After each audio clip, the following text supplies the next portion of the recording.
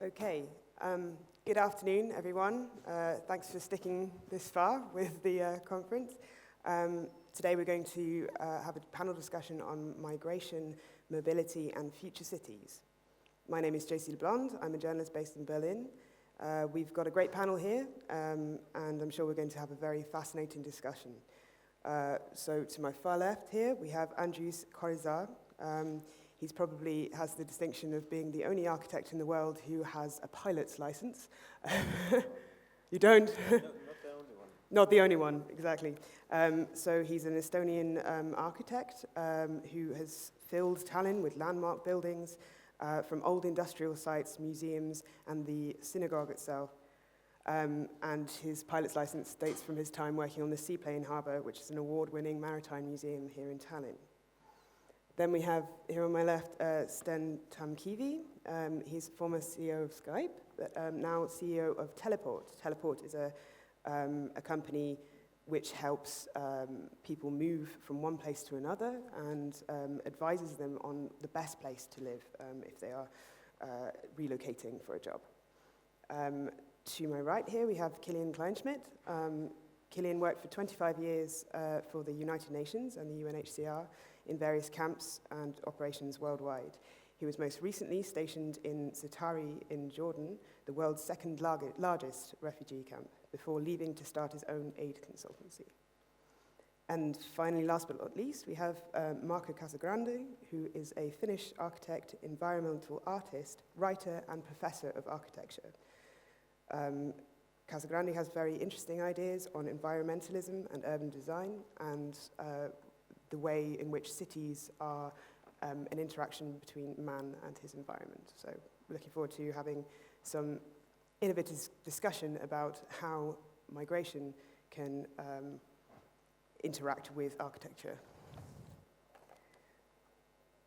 So I just wanted to remind people of the blurb for this discussion because it is one thing and another. So we're going to talk about migration, but we're also going to talk about cities and the future of cities. So today we are facing a wave of mass migration due to war and instability, environmental changes and globalization. While countries and cities are competing for the talented people, there are also millions of vulnerable people searching for decent living conditions and equal treatment. While slums grow, refugee camps become new cities. What are the implications, tools, and possibilities?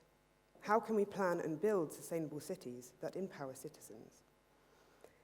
So before we jump right into that, I just wanted to have a quick discussion with Kilian here, who's our resident expert on migration matters, about some of the language surrounding migration and what happens when we call people refugees, when we call them migrants, when we call them economic migrants, when we call them expats. So I don't know if you would like to expand on the word refugee, for instance. Well, thank you. Who would have thought that we would have discussions like this one only 2 years ago? So there is, in my deep heart and deep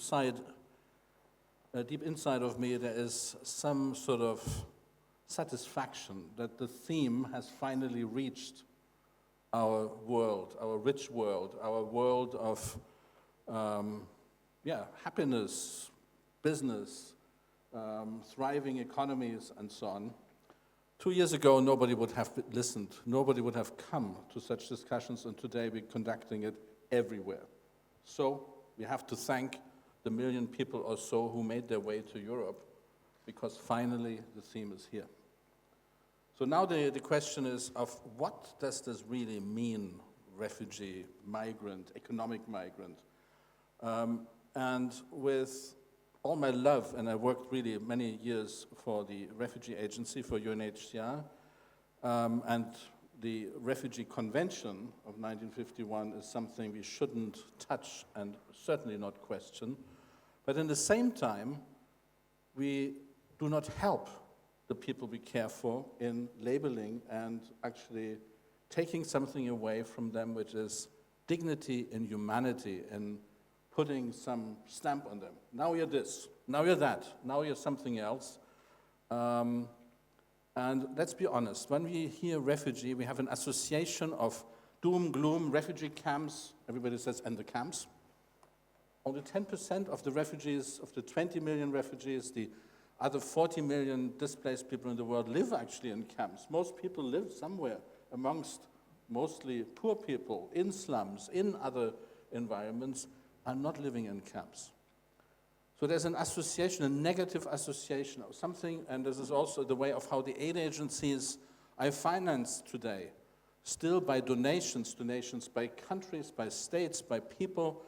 And how do the aid agencies do actually advertise with hungry children, with suffering people, with something where you're supposed to get some compassionate feelings about those you want to actually get money for, instead of presenting them as what they are, human beings.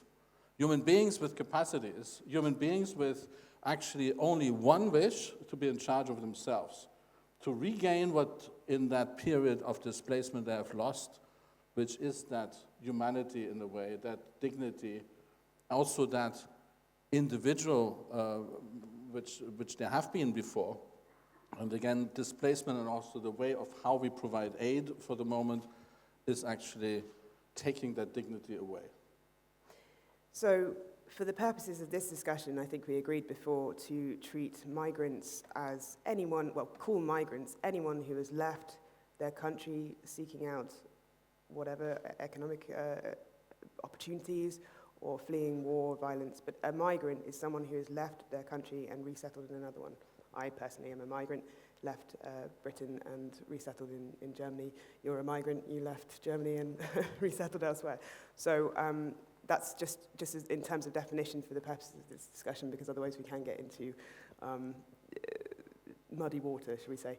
I wanted to ask you also just to give us an idea of the scale of the official estimates of how many people are on the move worldwide now, and how that put that into some kind of historical context, whether it's more now than it ever has been, or whether that's an overblown estimation. Well, certainly since the Second World War, we are facing the highest number of refugees ever.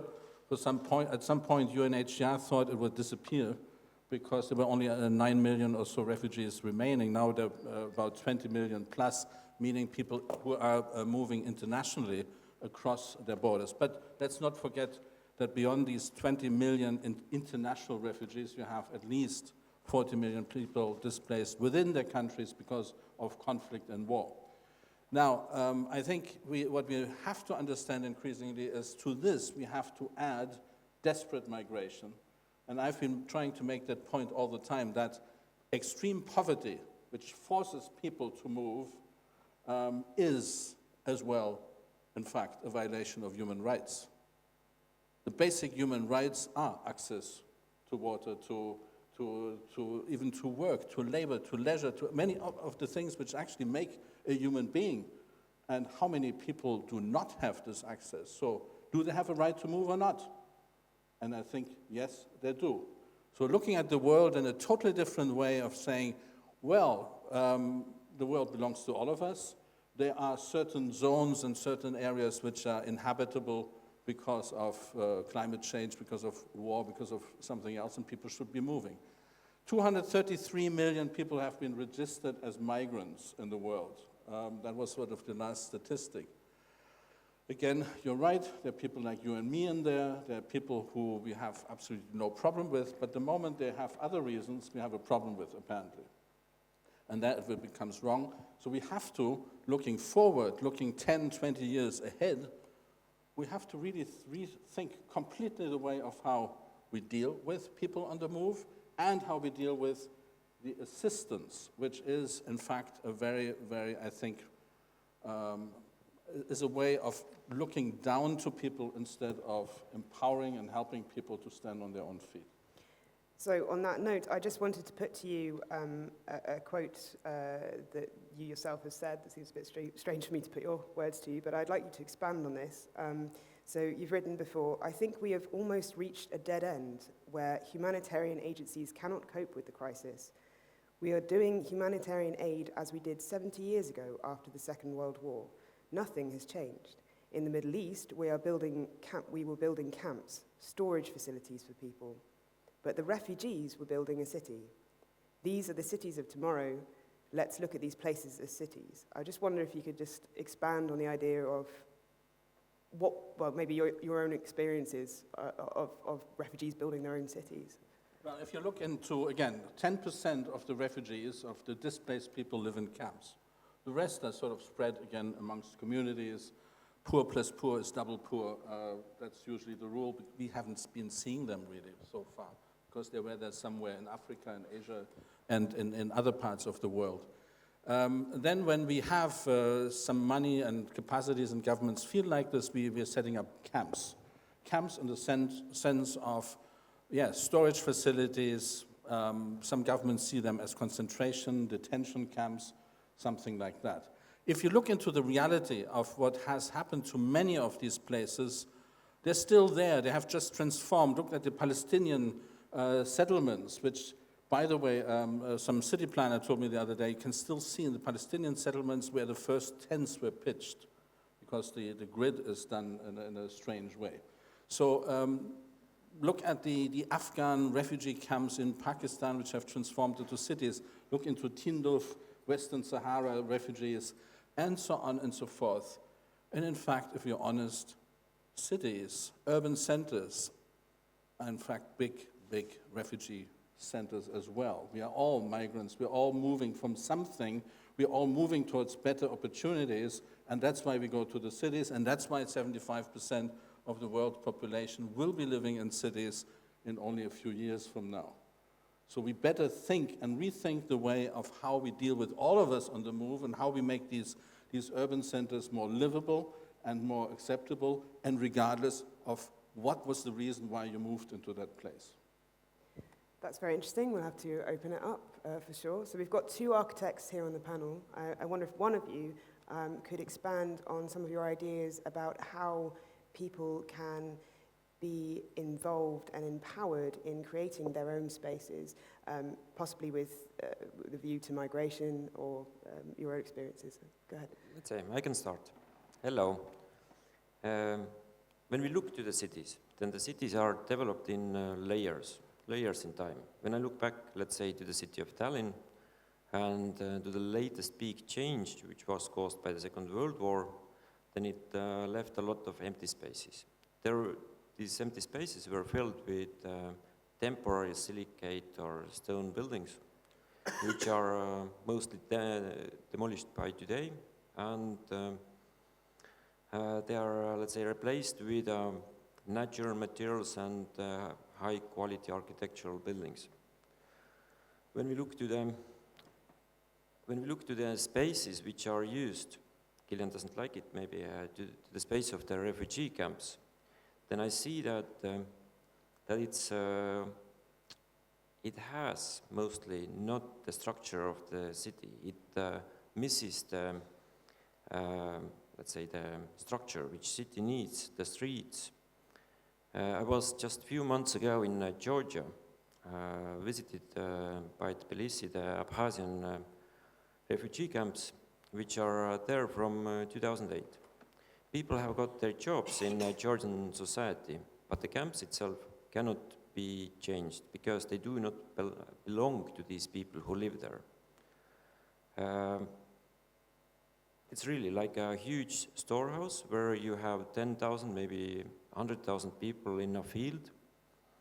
And I see that the change could be that by planning cities and also camps, the infrastructural idea comes first.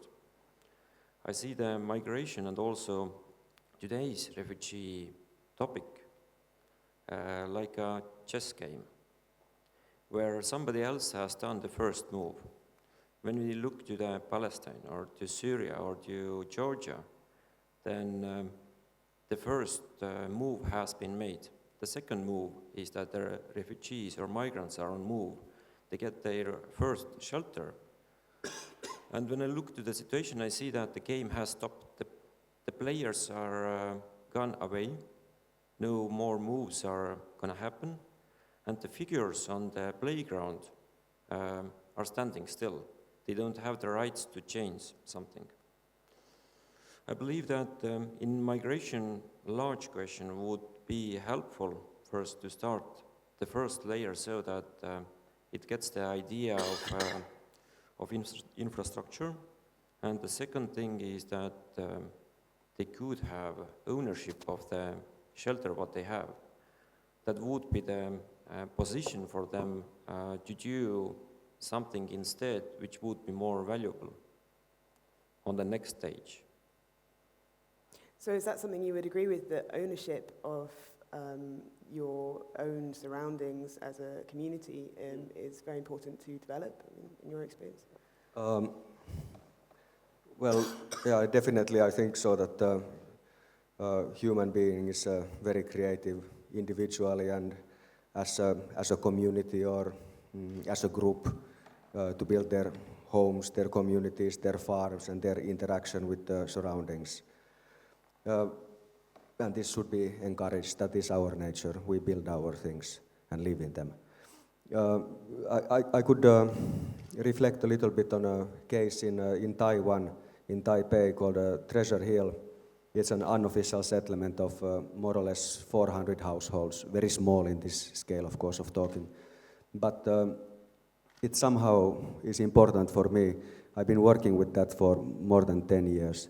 And the origins of this is that when Kuomintang retreated from mainland China in end of 40s, they put a group of soldiers to basically anti-aircraft positions that were left behind by the Japanese Imperial Army. And so these guys were waiting with the anti-aircraft guns for the Maoist planes to come, which never came, so it was boring. And so they started to get women, make families, make children, and of course the women were complaining that we are not going to live in these bunkers for long. That makes something better. And so they start to, pimp up the bunkers and make nicer housing. And at some point, Kuomintang said that, okay, this has no strategic values, and we take the guns away, and now you must go to a next location. But the guys say that no. We have done 20 years of civil war in China. We come here, we have families, our bunkers have become our homes, and we are not moving. So they become kind of refugees inside Taipei. Same time, some sort of war heroes, same time, refugees. And the government could not touch them. So the modern city grew around this, and this enclave, there is many enclaves like this in Taipei, so stayed there. And they developed their own way of life. They became an urban farming settlement. They used the floodplains of Xindian River for gardening, selling fruits to the surrounding city, and then harvesting from the modern city something which modern city calls as waste. Taking the waste into their treasure hill and recycling that into some materials. Some they use and some they sell back to the city. So it's kind of like a positive parasite inside this modern city. And then at some point, the city decided that, okay, this unofficial settlement has to go. We will destroy it and change it into a park. So just lawn, 400 households. And so they start the destruction, but Treasure Hill was up on a hillside, so they could bulldoze only the first 3 layers. Of course, they destroy the farms first. And then some connections between the houses, bridges and steps and so on, and then just left the people like slowly dying there. And I was same time in Taipei working for this city government.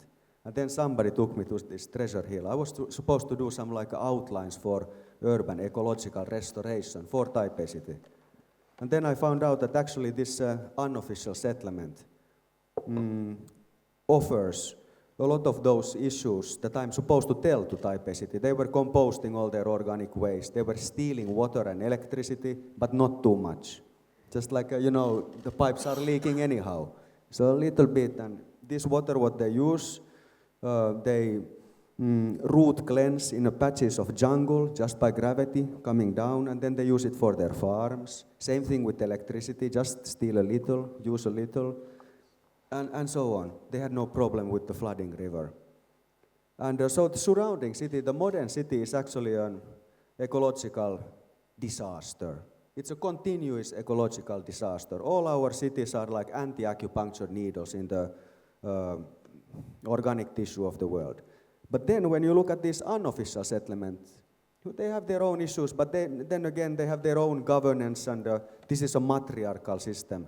But they were fine. They are not the ones who are polluting. They are fine.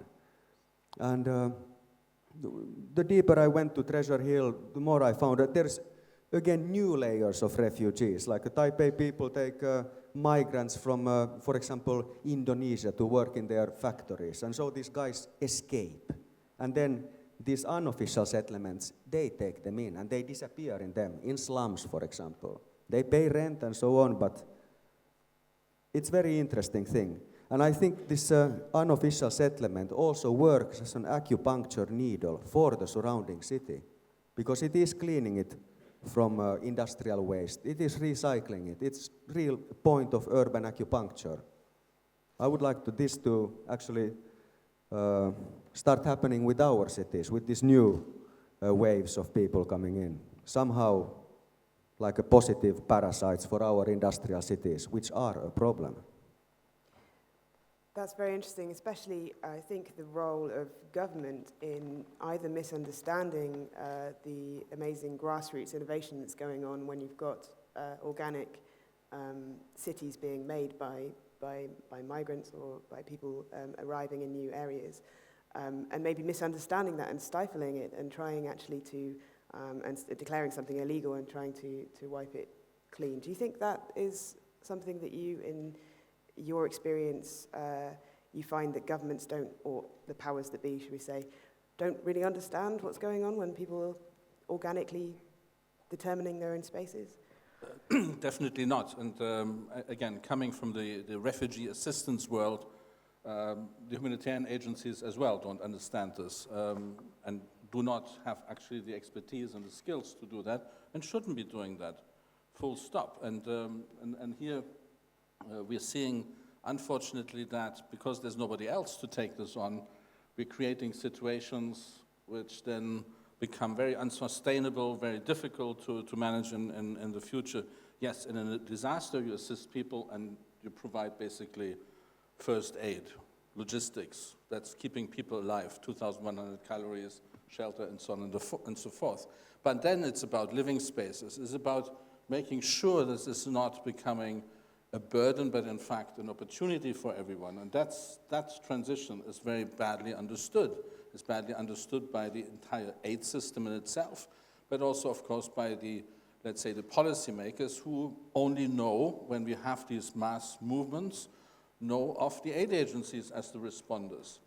So what I'm arguing for is that there is an absolute need that the expertise we have in designing and in helping living spaces to grow and develop so that they are not sort of inhuman and anti-human, but that living spaces are actually promoting and supporting that self-sufficiency, that creativity, that strength people bring in.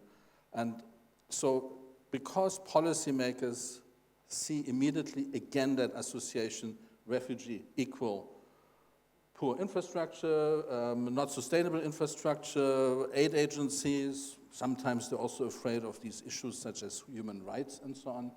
But if you would put in contrary the right partners with those policymakers, then they would act differently. And just to close here, we brought, for instance, in Jordan, as a partner to the Jordanian government, the Dutch Association of Municipalities in, together with the city of Amsterdam and their city planners, to deal with a refugee camp. Not only the refugee camp, but also all the municipalities in the north affected by very high presence of people on the move, in this case, refugees. So today, I mean, as we started that program 2 years ago, this is becoming part of official Dutch development cooperation, is to have the municipalities, the experts in planning and city planning and transport planning help deal with simply more people. It doesn't matter where they're from, what status they have, there's simply more people. And of course, the private sector would be certainly a very good partner in that to come in. We had some first successes in Jordan, but I think more can be done, especially economic development zones and so on. So they will be helping a whole community to come up rather than everybody to come down. It's very interesting. I'm wondering how much that's being received, that message, really, in the. I mean, you mentioned the project with the Dutch the Amsterdam authorities. Is that being copied around the world? Is there any other examples of that kind of? Absolutely. I mean, this is how we're bringing change. This is how, with new models of partnerships, with innovative partnerships, we're changing it. I'm now beginning to work with the German government, for instance, which is absolutely moving in the same direction. Maybe because out of the stress they have, but now there are a number of programs which, for instance, bring in municipality corporations, not between the city of Berlin and London, but between maybe Stuttgart and the city of Duhok in northern Iraq, for instance. Duhok, I mean, just to give this as an example, has doubled its population. I mean, who's speaking about crisis in Europe? Duhok had 700,000 people, now they have 1.4 million people. Yeah, and that was within 3 years. So they have real issues, and who can help them to do that? It's certainly not a humanitarian aid agency, but it is certainly the city providers who may have some good solutions to deal suddenly with 700,000 people more. And that ranges again from your topics, from waste to sewage, to water management, but also social and affordable housing. These are all things we have to deal with, and especially looking in the future where we will have, for a fact, many more people on the move because of climate change and other stress factors which will push people into the cities. So we better get the cities right, because where does the citizen feel about his world and his life is outside of his door. And if we don't manage the cities right, then we will have a world of real doom and gloom. Sten, I realise I've been neglecting you, so let's bring in your perspective on it. Where's the common ground in what Kilian's been talking about in his work the last few decades and what you're doing? I mean, there are not just push factors here, there are also pull factors. People want to move to certain cities. What makes an attractive city, and why do people move there? Right. At Teleport, and by the way, it's just a very fresh company. We're turning 2 years old just today. So we started just 2 years ago. And there are a few reasons why we started this company. We want to help knowledge workers to move around and figure out the place in the world where they can make most of their potential. So it's like the positive scenario. We've been talking about this sort of negative push out of the place where you can't be anymore, and we're talking at Teleport, we're solving for the people who are looking for a better place for whatever they want to achieve. There are some people that are our users who are entrepreneurs, and they're looking for a place where to establish their company. There are people who are, if you're a software developer and speak English, you can get the job anywhere in the world, and the question is that where is the best life quality for you? And some people are looking for the best education for the kids, and whatever the things are that they're after, we help them find them and then get there. There was a mention of the numbers, just as a proportion. If we're talking about 20 million refugees and 40 million displaced people, calculating back, there is about 3.5 billion people working in the world today. And we've been trying to gather the stats and understand this sort of more natural movement among those, and the movement to jobs and displacement to jobs as well. And it's a tricky space. For example, the 232 million UN number, it's outdated, it's slow, being updated very slowly, and it's also only accounts for things like permanent residency. So if you move from one country to another and you stay there and pick up a US green card or something, then you become part of that number. I've lived in 4 countries with my family. I've never hit that number. I'm not in there. And so we've used other proxies, and for example, one of the things is that the nature of work is changing. The way you make money, the way your income forms has become location independent. Not in every field of work, but if you're doing something with your brain and your work is with information rather than atoms, then by definition, how you can bring income and feed your family is not attached to a place you are. You can build a small business and have clients all over. You can produce even physical goods and put them on Etsy and sell them anywhere, and let alone if you're doing some knowledge work. So income is location independent. Cost, at the same time, has not changed. Cost is super dependent on location.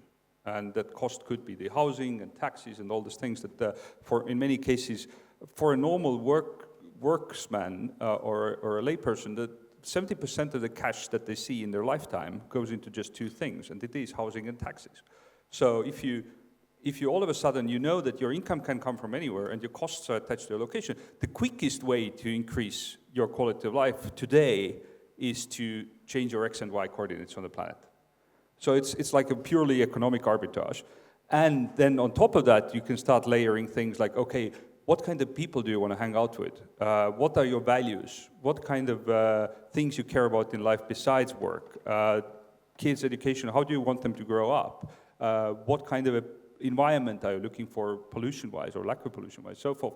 So all of a sudden, and regulations is a huge deal as well. Like, for example, in Europe, there has been like this new wave of for example, gay rights being sorted out in the sort of the eastern new parts of Europe over the last 10 years. And now if you imagine that you're a gay guy in southern Poland and you want to get married, like you have two options. You can go to elections every 5 years and hope that this time it's going to be your marginal vote and all of a sudden laws will be changed in deeply Catholic Poland and you will be able to marry, or you can move 500 kilometers and get married today. So these are like all the things that you can solve by changing location. And now the third mega trend that comes in is technology enables all that.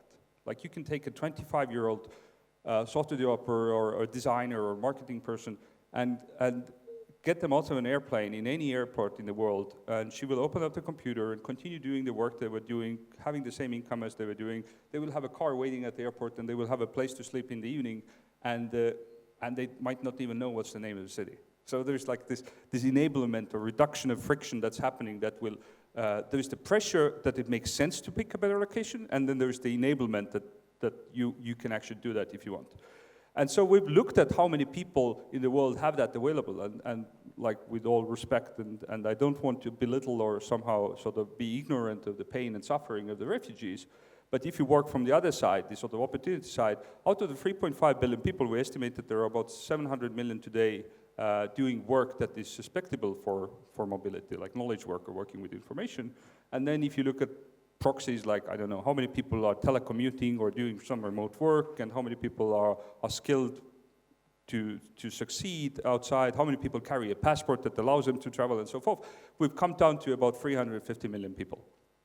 So 20 million people suffering and pain, and 350 million people potentially considering where else should I be for more potential. And that's sort of the world that we're solving for. We've started that from, there are basically two parts that we believe that we can help with software here.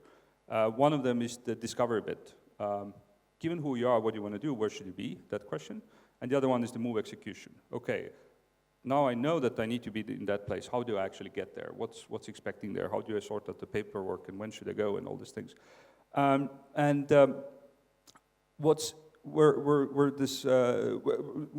more very huge trend that I wanted to mention is that 5-10 years ago, when I was talking to young tech founders around Europe, what you hear is this constant question that, okay, I'm wondering here, I'm building my company, I'm wondering if I should move to London or if I should move to Silicon Valley. And today, we are not hearing that question anymore. The question we're hearing from young tech entrepreneurs, and it's a kind of a proxy of where the world is heading very often, like what the young tech people do. The question has subtly changed, and they're saying that, okay, I'm wondering how much time should I spend in Silicon Valley? How much time should I spend in London? Like, they are not even thinking about permanent moves anymore, but it's okay. Is it a month, a year going to be enough, or maybe a month, a quarter, or maybe 2 weeks once in a while? Just that I go and meet the people and work with them, and then I can continue remotely, and then I have my clients and funders and all these people. And so with this tooling that is there, and is going to be there, and we're building it out very actively ourselves as well, and this sort of constant mobility of young people and the way they think about location differently, how I want to round back to the topics discussed before is that just recently we have discovered that actually many of those things that we build about transparency of the cost and quality of life around the world, the income potential, which kind of jobs and salaries are available where, All of those things we can put in front of the people who are refugees as well.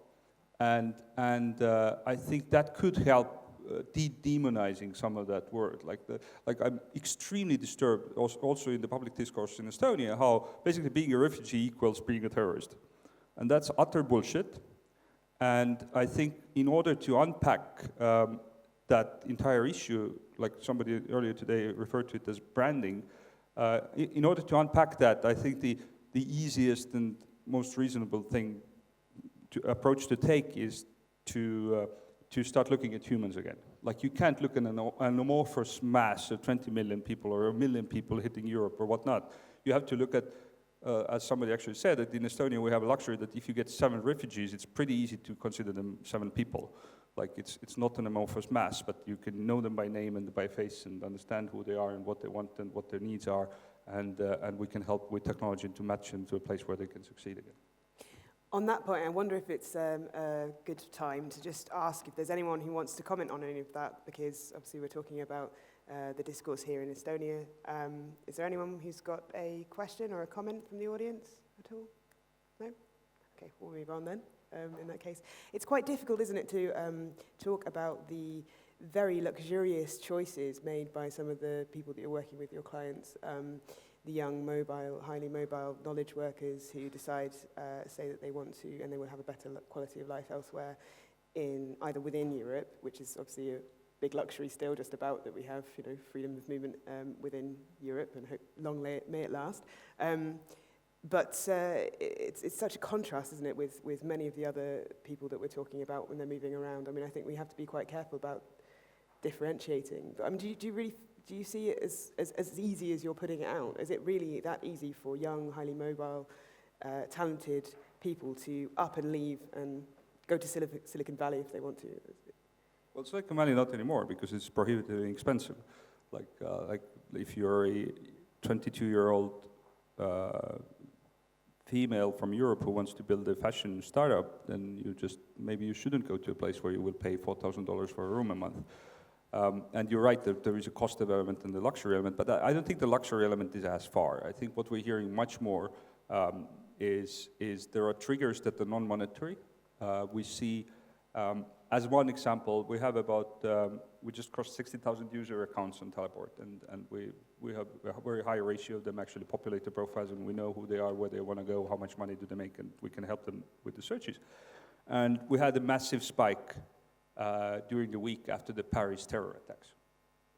And obviously, like, it's devastating, but at the same time, I think the explanation there that we have, or the hypothesis, is that there's tons of people who are just thinking, what just happened? How should I go on with my life? How should I sort it out? Maybe I should spend some time elsewhere, and they started thinking about it. They found Teleport, and that was an example where before that, we had a pretty dominant user base of designers and software developers and founders and all this sort of people who are more mobile. And we had that way with people. There were medical nurses, there were mechanical engineers, there were absurdly large amount of them had the job type other that we didn't even support. So we had to start learning who they are. And if you imagine that somebody who could make 20,000 euros a year in one corner of Europe and $32,000 euros in the other corner of Europe, and the tax difference is something, and the housing cost is different, is something, the bottom line might increase by 5,000 euros a year. And that's way more than necessary in order to execute the move inside Europe. So it's like, if it's Tallinn-Helsinki, it's like the ferry goes every 2 hours. So these are the things that I think make some of those moves are long-distance, intercontinental into the big hubs. Others are shorter, less barriers. For example, in US, there is 40 million address changes a year, and 7 million of them are state-to-state, which is also, like, by European means, moving from one EU state to another is a bit bigger friction, so it's about 1.5, 2 million people a year. And it's not something that is meant for the rich or the luxurious. That's what regular people do every day, and they maybe just, we're just in the beginning of that not having all the tooling for that. Okay. I was just wondering, just on, oh, yeah, go ahead. Do you want to shout, or are you? Yeah. It took me probably 6 to 8 weeks using job aticle, teleport, and interviewing with Funderbeam to go through the application interview and then packing my stuff and moving from Minneapolis to Tallinn, Estonia. So, I do digital marketing. So, can I ask what made you want to leave your home, and what made you what was attractive about specifically moving here, apart from the job? Maybe I don't know if it's just a job or. If you've ever been to Minnesota, it's pretty much the same weather. So that didn't make any difference for me. But my grandfather immigrated from Finland in the 1930s. So I know, like a true American, it took a generation and a half to get rid of the entire Finnish language from my family. So I know kiitos and kippis, and that's pretty much it. So being close to extended family members out here was super intriguing. And going through teleport, that's kind of how I evaluated quality of life, and seeing kind of exactly based on what Funderbeam offered me, like how that would help me do everything that I wanted to do while I'd be out here, and still kind of continuously develop my skills based on what I learned from or was presented by Jobatical. So it was like a combination of these three pieces of technology and YouTube, and just being kind of adventurous and being like, well, whatever, I have all the clothes for the weather, so no big deal. Yeah, go ahead. Would you like to? Yeah, but that's a beautiful story. Now, again, challenging you coming from Minnesota and looking into your past and in fact being connected. That is the luxury we actually exclude refugees from, at least initially. And that is what is actually annoying, I think. Because again, because you're a refugee, you're not part of this whole humanity. Because then you're stuck in a refugee center when you're coming to Europe. You're stuck with all sorts of legislation which prevents you actually from even learning the language until you have your status in some countries. I mean, it's ridiculous. So that's what we need to change, is the fundamental approach in saying, well, again, Immanuel Kant, everybody is a citizen of the world. And in that sense, also, and I think it's important, it's not an easy one, but exile and moving actually presents new opportunities for change. I've seen so many communities actually strengthening by displacement, because actually then they were exposed to new impulses, to new skills. They had to actually build up new lives, and they became very strong. And I will give you a very quick example of Mogadishu, where I served twice, once in '93 during Black Hawk Down, and then once again now in 2012. That place, even though it's still, everybody shivers when you say Mogadishu, go to Mogadishu, is full of life today. Why? Because the diaspora, a very successful diaspora all over the world, you will find a Somali anywhere, has actually reinvested into their place, and actually is moving back with skills, with knowledge, with money, with everything what belongs to us. And today, despite the many attacks which still take place, you have a very alive environment, you have investment, and you have new companies and startups growing. One comment I think, which is a key point here, is we, in a way, we see the world as a marketplace where there are providers of environments and there are sort of receivers or consumers of the environments, like people looking for the best place for whatever they want to do. Or the others, in another way, in a sort of a before the refugee crisis, how we worded our mission is that we want to make every single government to compete for every single citizen. Like, you build the best environment, they will come. You screw up your environment, they will leave faster than ever. Like that's like the fluid movement. This thing, this sort of visual mental concept has two sides. It's the people on the move, and it's the environment and people who are there. And I think it's super important to involve both sides in those conversations. For example, in your case, thank you for using our software, thank you for using all the other Estonian startups for this. And I think one key component there is Jobatical. Like, it's not that you are looking for Estonia, but you found Estonian-based company who was reaching out and saying, we want people from the world to come here. And I imagine something like that could be built in the refugee context as well, is that if a mid-sized German town says that we're really lacking 2 Arabic teachers now, please come. Like this is waiting for you, like this embracing and embedding you in the society and feeling welcome. And I think there's a psychological aspect to that as much as there is a practical and sort of a financial aspect to that. But it doesn't work. I mean, sorry to jump in again. We trained a Syrian on 3D printing technology, because we're doing one project with refugee openware in Jordan, which we're now moving to Turkey as well, to Syria itself, and printing prosthetics.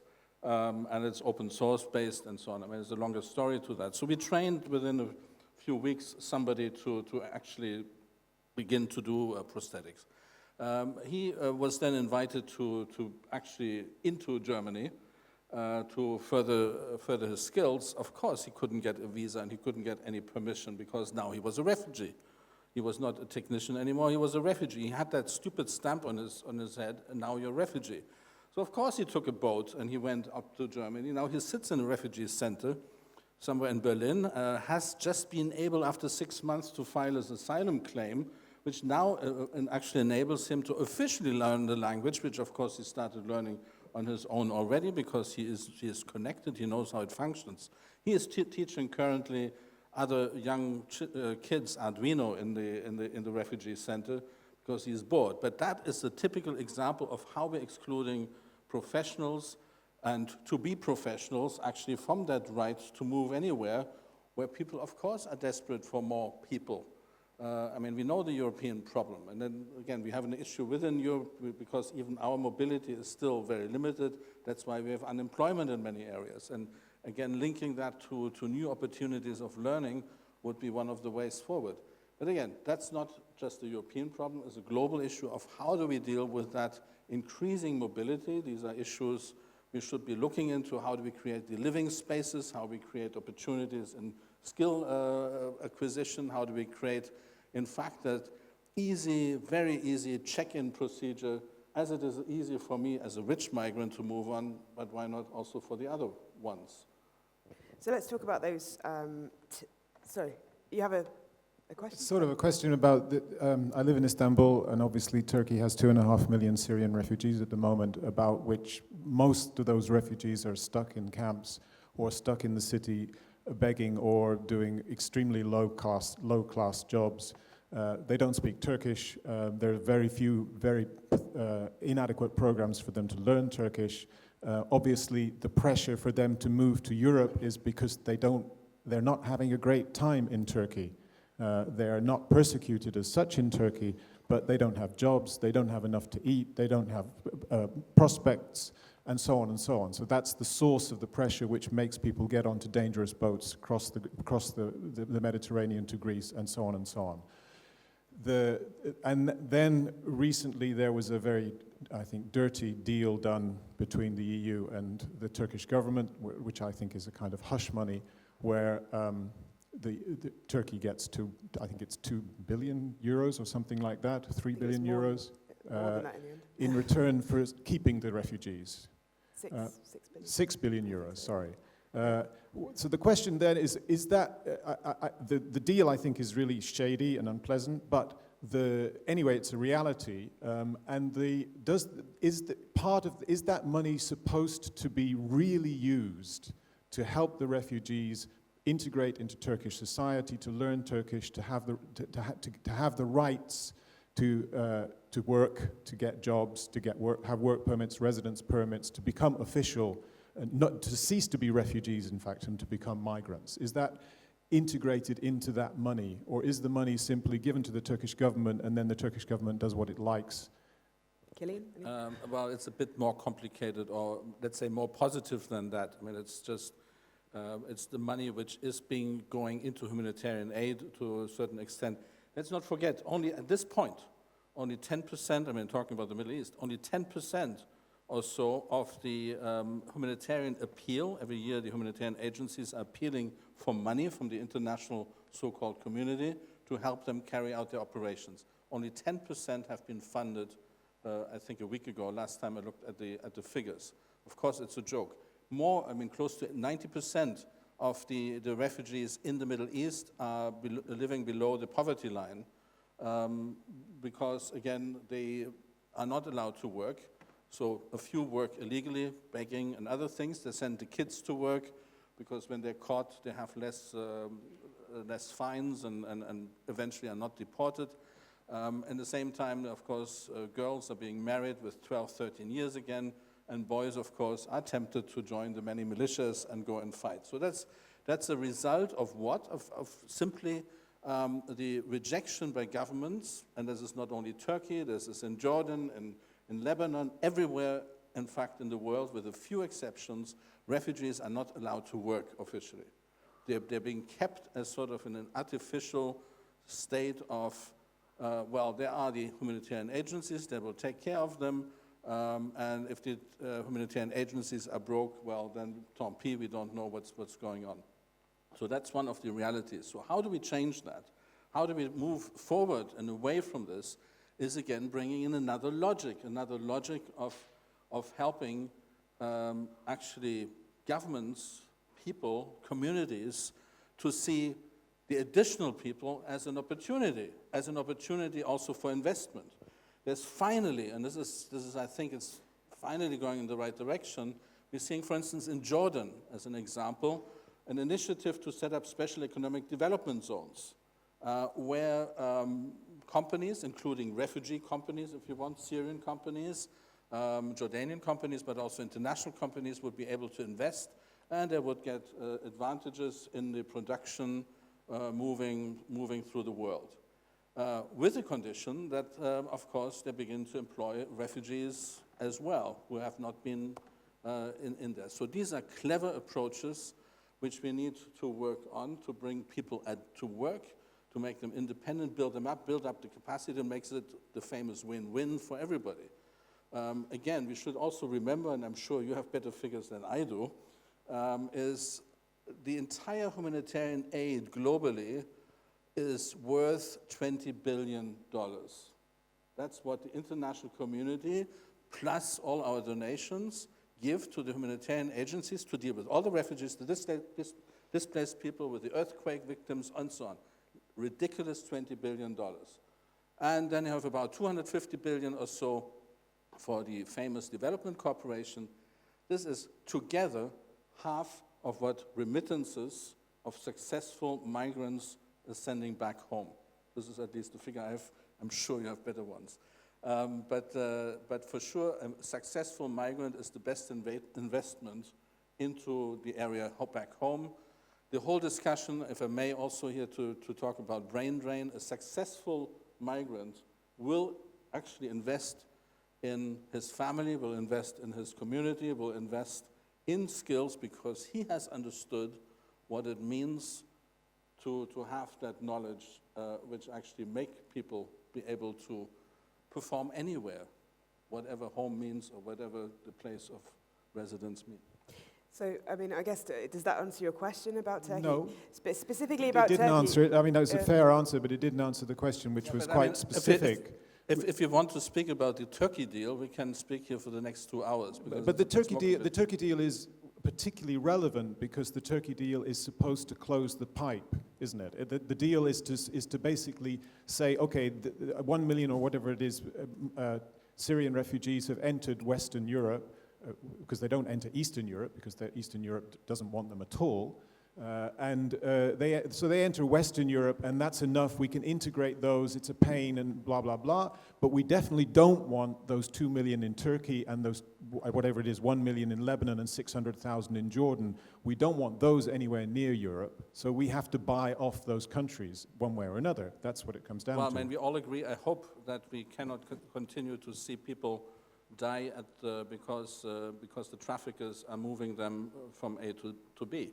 But the point is in there, and this is, I hope, is going to be really happening. And again, I find it very, very sad to hear how little the international countries pledged in terms of resettlement 2 days ago in Geneva, when the High Commissioner and Ban Ki-moon actually asked to have a greater solidarity and to take more people in a legal way, which didn't yield the 450,000 the High Commissioner had asked for, and I find that really a shame for the world.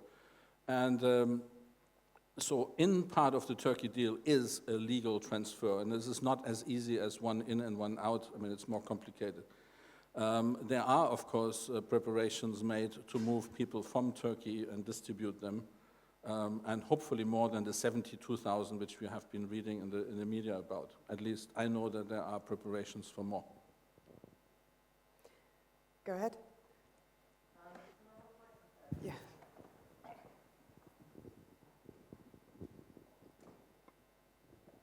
My name is Ros Rigby, and I'm a music programmer in England, from England. I was really interested, Kilian, in what you said about the Dutch and German governments sending city planners, architects, and so on to work in the Middle East to address issues around housing, I guess, and design and planning. And I mean, this discussion and this conference are happening within the context of a cultural festival here in Tallinn, and I wondered if you had thoughts about any other areas of the cultural industries that could be used in this way, particularly music, because that's what I work in, and obviously, like everybody, we're thinking about what can be done, and things are being done in the camps, you know, and musicians are giving their time and so on, but in longer term, is it about creating jobs? You know, I'd just be really interested in your comments on that. And one final question about how that work, how that help is being funded. I mean, is it out of an aid budget? You know, because these people must be being paid to do this work in Jordan or Iraq or wherever it is. Is that displacing some other kind of aid? You know, how is the government supporting that work? Thank you. Okay, I mean, thanks. I think very relevant questions. I mean, first of all, it's a mix between aid money being used, I find, in a more clever way, and getting the expertise from A to B, or helping the expertise to move. That type of cooperation, private sector, public sector, universities, I mean, academia, research, and one-to-one connectivity is today possible and must be possible, and you do not need, again, with due respect to the aid industry, you do not need the intermediate, actually. But you have to help that these direct contacts are taking place. And again, not only between the rich and the rich countries, but from rich to poor, from poor to poor, whatever the combination may be. So that connectivity should be possible today. You're talking about culture, and I make a point all the time that there is survival. We think, again, when we see and hear refugees, we think tents. I mean, you again said the word camps. Again, very, very small portion lives in camps. Most refugees you can't see because they live in communities, they live somewhere in a shack, or some of them also, Einstein was a refugee, also in some nicer places. So the association is tents, 2,100 calories, 18 liters of clean water, and they must be happy because then they're surviving. A human being cannot be happy if it is only about survival. A human being must be able to take care of him or herself. And that is what I call beyond survival. And that whole concept of beyond survival includes very much culture, music, theater, everything that belongs to it. Now, one mistake we're doing is that we treat this again as a charity. So you have God knows what artists coming and playing a little bit of guitar and then doing some Clowns Without Borders, and the next one does this one, and it's sort of one-off shows. What we need to work on is saying, well, culture, cultural identity, cultural exchanges are part of the human beings, and so let's find ways of also financing and refinancing this. And that's what also something we want to do, and we're working on a number of concepts of making it sustainable, but not touching the aid budgets, but using the economic cycles of selling the products coming out of this, connecting to the wonderful designs coming out of these people with all this strength and power, connecting that to the industry, connecting that to people who can actually make money out of this, and it flows back and forth. I just want to bring in Marco again. If your experience of some of the communities you've been working with and studying, you were talking before about the cultural role, I think, in making a settlement your own as a community. You were talking about a project to make a small kind of structure to do as a community meeting point. Yeah. Actually, I am an architect as well. But yeah, I've been very inspired by unofficial settlements and slums. And I think they're much more interesting than the monotonous industrial cities that we are living in, which are problematic and not human at all. So we have been developing, together with the Taipei city government, or commissioned by them, kind of, let's say, high-tech slum. So kind of an organic primary structure of a city that can grow into places that industrial city don't want to go or cannot go. For example, the floodplains of Taipei river systems. So what comes from us is a primary structure of urban organism that can grow so that the people themselves, in groups of 5 or 6 guys, can put the primary structure together, kind of like a very, very big scaffolding. And then from us comes also the principal ways of how people move, also vertically. And maybe some inner organs, like modular environmental technology, so that you can clean water from a polluted river or treat your sewage or even produce energy. But that's it. So then people move in and start building their own houses, secondary structures, houses, gardens, urban farms, communities. And so this, let's say we bring in some sort of a skeleton and people are the flesh. Flesh is more. And spaces performance spaces, for instance, for music or for yes. Like what comes to culture, we are definitely not touching it. Like it doesn't matter where this parasite city comes. If it comes to Taiwan, it's for sure very different than if it comes to Tallinn. It's always site-specific. People bring in their different cultures, and there will be plenty of empty spaces, empty holes, cracks, so that it can breathe, and culture is breathing. Andrus, I guess that really brings on to your kind of work again, about filling empty spaces and regenerating them as perhaps as performance spaces or places for culture and for meeting points and for the kind of interaction that really, if integration is going to work, we need to see more of. Yeah. We went with the discussion in between into the political or today's issues. But what I thought is that the migration is not a new thing. When I go back in the history of Tallinn into 1970s, then there was a huge migration wave from the Soviet Russia to Tallinn. A new city part was built. It's called Lasnamäe. It was made within a few years out of concrete, block houses. They were allowed to get the apartments, and it was made for them forever to live. But now, as the migration is always changing and moving things so that you never know how many people are coming from where and where they go next, then the current trend is to make the cities, at least in Europe, and the trend is also in Tallinn, to make the cities denser. And what we see and what we saw also yesterday, it's the trend of also converting the spaces. Yesterday's concert was held in former heating center. And so, in the example of Tallinn, we have had, in the beginning of the 20th century, quite huge industries in the city, and also from the Soviet time. And all these industrial sites are now converting into the habitation places and have the, let's say, most playful architecture. And I believe that on both the ends, is it the side of the refugees or is it the side of the specialists who migrate? The conversion of the existing spaces could be the solution, at least in Europe. I cannot say it's a solution for Africa or Asia, because in Africa, the solution is a little bit unpredictable.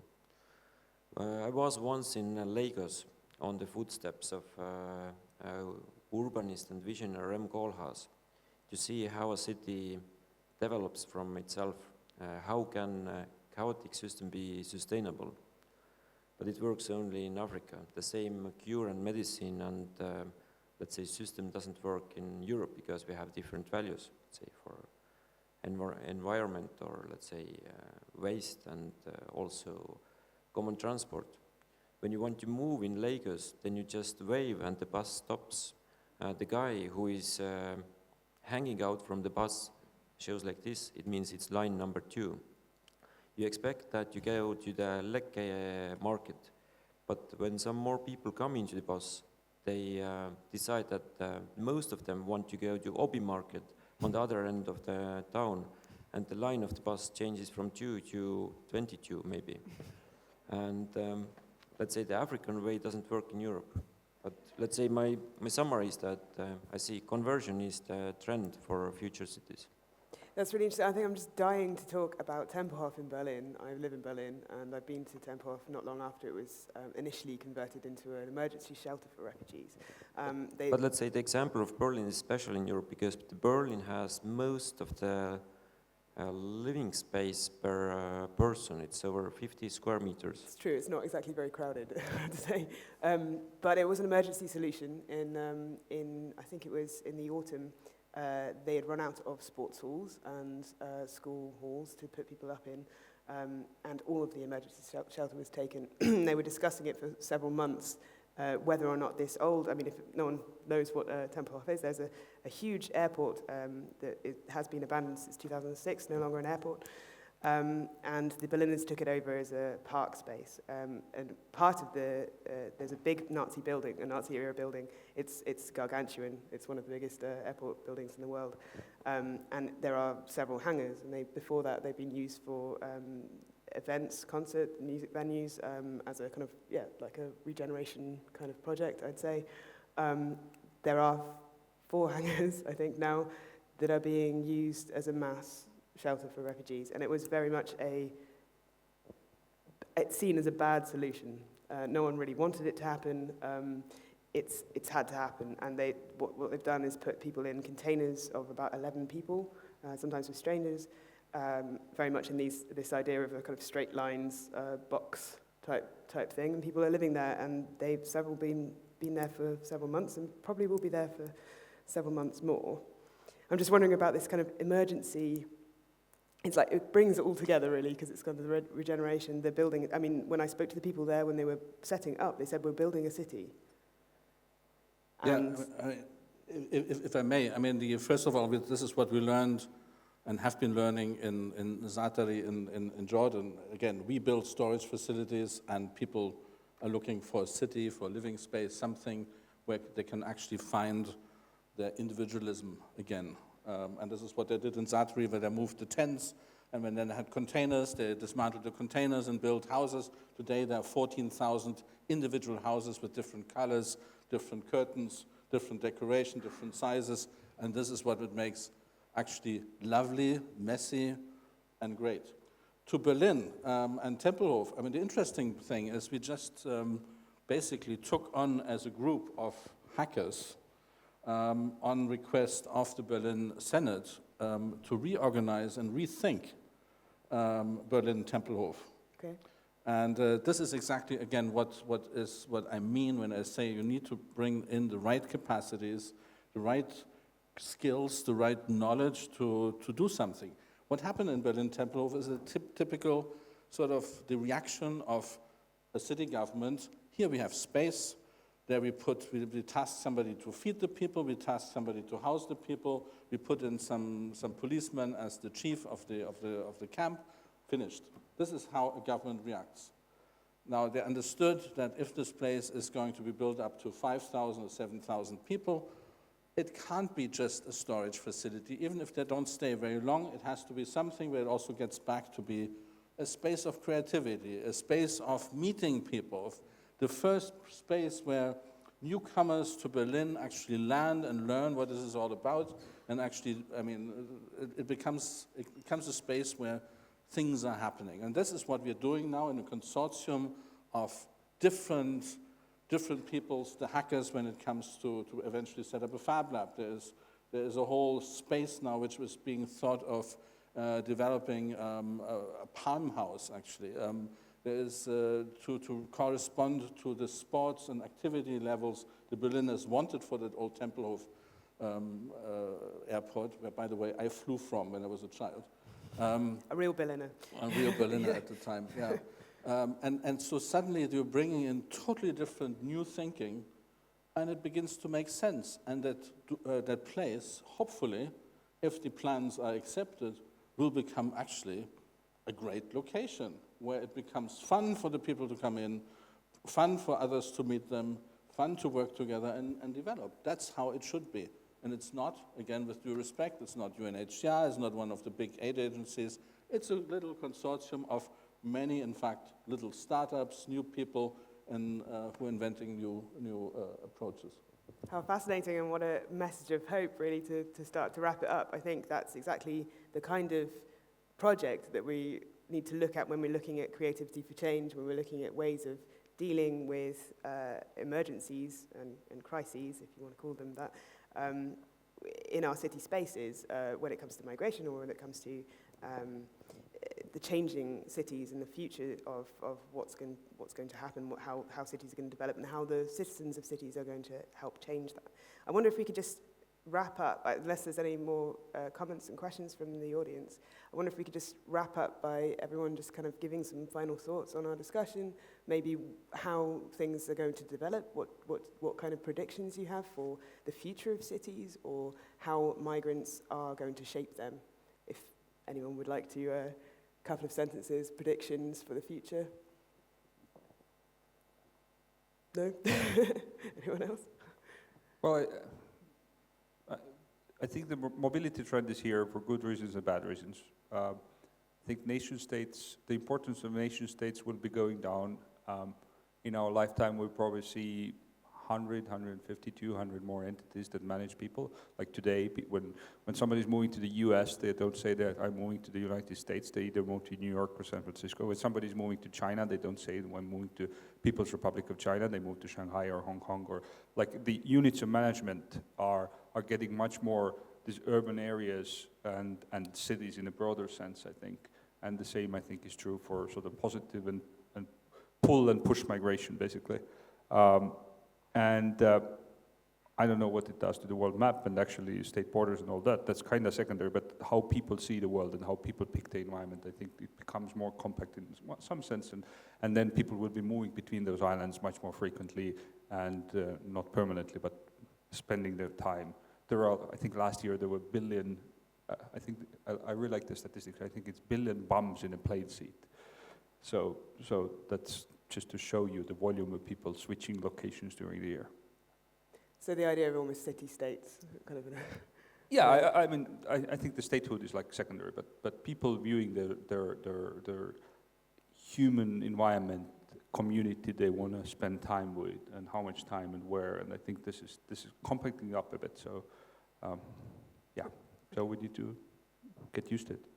Okay. Kilian, the future of migration. Well, I mean, we are just building. We're just building actually with the storytellers, the refugee city of 2036. We do that with the World Building Institute in LA and a few other, let me say, geeks in the virtual reality world, and we discovered that refugee city of 2036 is actually the city of 2036. So I really look forward to, yes, have more investment in the sense of participatory investment into creating spaces which correspond exactly to that reality of the future, which is we will be living in big urban, let's say, constructs, and that these places don't become unlivable, dangerous, unpleasant, but in fact, again, a place where people can thrive, and regardless where they're coming from. We're all the same. We're all one humanity. We're one people. Yeah, it's definitely a fact that everybody is migrating right now to the cities. I think the So to say, refugees are just a very small portion of this huge urbanization, what is happening anyhow. So I don't think the refugees is really a big question. They are just one of us. The question is the city, because we are housing people still the same way like after Second World War, just industrial placement of people, industrial cities, which have already proven to be very bad. So what is the second generation, or let's say the third generation city, if the second generation city would be the industrial city? I hope that this the masses of people who are like organically coming into city would somehow change the industrial machine into some sort of like organic machine. Because since the cities are coming bigger and bigger, their impact to nature is heavier and heavier. And the industrial way, it's a dead-end road. So city must find a way how to become an organic machine. So I hope that the migrating people will somehow ruin the industrial city. And with ruining, I mean that something man-made becomes part of nature, because the city has to become, or has to find a way how to become part of nature. Maybe these migrating people, including the refugees, is the answer. A lovely note to leave it, unless you want, sorry, I'm so sorry. Yeah. From my point of view, when I think about the migrants from Syria or Turkey, then their homes and lives there are destroyed. It means that they come from the places for at least a generation. Hopefully they get to the stage that they can use the teleport and other apps to migrate further. But to think about the future, when the cities grow, then I believe every city will have its own more clear and characteristic identity. Is it playfulness, is it old city, is it conversion, or is it just the industrial side, what Marko tells? So that branding is the thing what's going to happen more and more, which will differ the cities. And with Tallinn, seeing as you have the personal experience? In Tallinn, I'm happy that I have been part of building up the, let's say, Estonian architectural identity since last 15 years. Tallinn is a city which is more than 700 years old, but never before 20th century Estonians as a nation had an influence to the aesthetics and way how to build things. So that I'm maybe the third generation by nation who can bring something into that. It's an exciting time for Estonian architecture. Absolutely. Indeed. Okay, well, I want to thank everyone here, all our panelists, give them a round of applause, and for all of you for sticking out the day and having a great time with us. Also, a massive round of applause for all the organisers of this incredible forum and lovely festival, and enjoy the rest of your weekend. So, yeah. Thank you. Thank you.